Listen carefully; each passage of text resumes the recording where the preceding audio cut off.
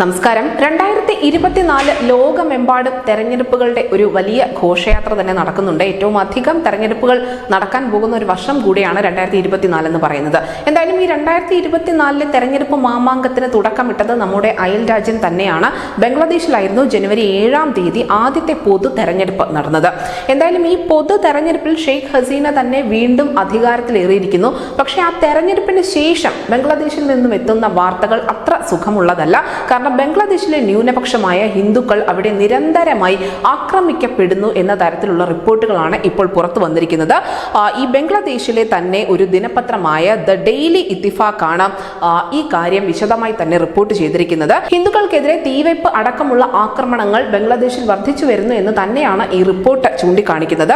Faridpur, സിറാജ്ഗഞ്ച്, മദാരിപൂർ, LAN മോഹൻഹഡ്, ദൌഡ്കണ്ടി, താക്കൂർഗാവ്, മുൻഷിഗഞ്ച്, ഗൈബന്ദ തുടങ്ങിയ പ്രദേശങ്ങളിലാണ് ഇത്തരത്തിലുള്ള വംശീയ ആക്രമണങ്ങൾ ഏറ്റവും അധികം നടന്നിട്ടുള്ളത്. എന്തായാലും അവാമി ലീഗ് പാർട്ടിയുടെ അനുയായികളായ പിഗ്ലു സാഹ, രഞ്ജൻ സാഹ എന്നീ 2 ഹിന്ദു യുവാക്കൾ വളരെ ക്രൂരമായ മർദ്ദനത്തിന് ഇരയായിട്ടുണ്ട് എന്നുകൂടി ഈ ദിനപത്രം പറയുന്നുണ്ട്.